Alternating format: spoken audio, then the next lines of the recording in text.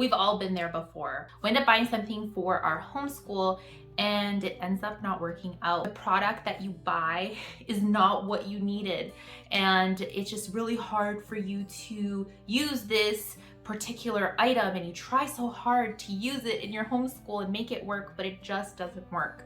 Today I'm going to talk about 3 things that I regret buying in my homeschool.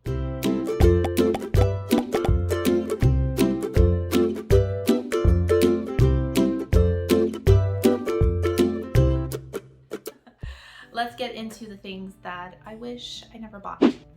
First things first, my printer.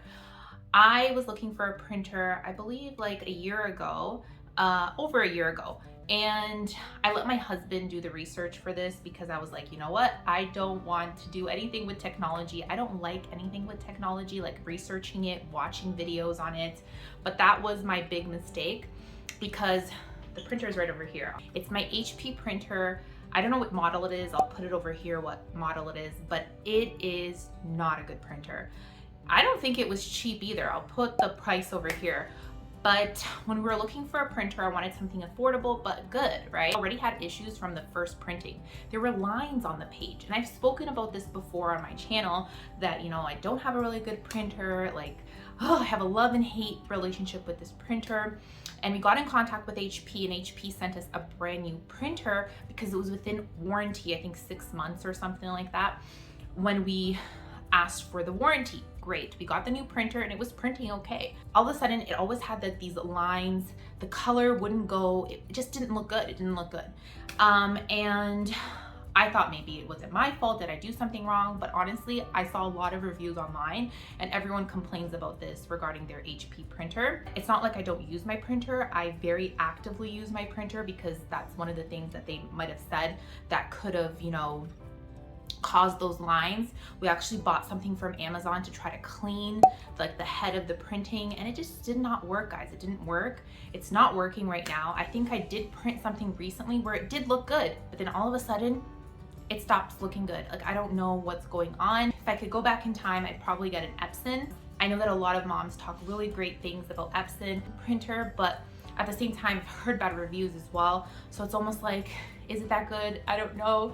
And I think in the future, I will invest in a better printer. I'm just like, I'm hanging on to this printer because like we spent money on it, you know? And it's just so frustrating when you spend money on something and it just doesn't work out, right? But I tried and I tried and I tried. And it's just not working out. The printer is just not doing its job. And I hate when I print something because when you print something in color, or regardless if you print something, you want it to look good. You know, like you want it to look decent at least. I'm not even saying like the best print job ever, because when you get something from like The Good and the Beautiful and you order for them, man, their printing is amazing. But I'm not even asking for that. I'm just asking for no lines, you know? I'm not a very picky person. I have another printer. It's a Brother printer, and we've had that for like the longest time, but it's only black and white. I have no issues with that one. Never had any issues with that one. So I don't know if that's a really good brand. I didn't want to spend an arm and a leg on a printer. Let me know down below, what printer do you have? And tell me the model as well, because I know that there's a difference between models. I would want a printer that you can double-side, like print double-sided, and just a color printer that doesn't have lines on it, you know? That's all I want. And maybe probably affordable, like the printing, like the color to, oh man, I can't even speak. The color cartridge, like, you know, to replace it, maybe not so expensive. And I know Epson, everyone raves about not spending so much money on, you know, the cartridges. So just in case you're looking for a printer, do not get this printer. Okay, the second thing that I regret buying is, you're a homeschool mom and you love this. No shame in it, okay? I just don't maybe like this model. Maybe it's me, it's not it, but okay, don't come at me, okay? My binding machine. I do not like this binding machine at all. This one is one that I got from Amazon. Is Tyence is the name of the brand. I don't think I like this type of binding.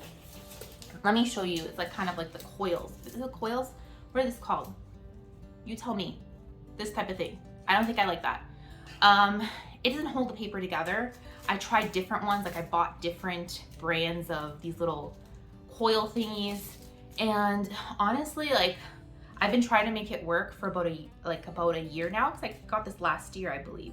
Yeah, got this last year, and I've been trying to make it work, and I've been continuously trying to like do different print jobs and binding things together. And maybe it's me because I'm not really good at binding stuff together, but I don't like this. I do not like this binding. I did my son's student planner with the binding. It ended up falling all apart, and I just put it in a binder. So I feel like, I don't think this was too expensive, which is great because I wanted something not so expensive. But I just thought that, you know, at least it could stay within. Like, I tried different ones because maybe you say like, oh, maybe you're using too much paper. It's like a 20-page little document sometimes. And it says on the packaging how many pages you should be using. And I stayed within those, way below those pages. Maybe it's the coils that I'm getting, I don't know, but I tried different ones that were available online. I've tried several, just not working out. This is my fault because I think I would like that little click one. Is it called Pro Click? I'm not sure what it's called, but I watched a couple of videos after I got this binding machine, and I know it's more expensive, but I think at least I would be happier with that Pro Click one. Do you know what I'm talking about? Anyways, I think I would be happier with a different binding machine, not this one. It might be me as well, that maybe I'm just doing something wrong. So that is the second thing that I regret buying.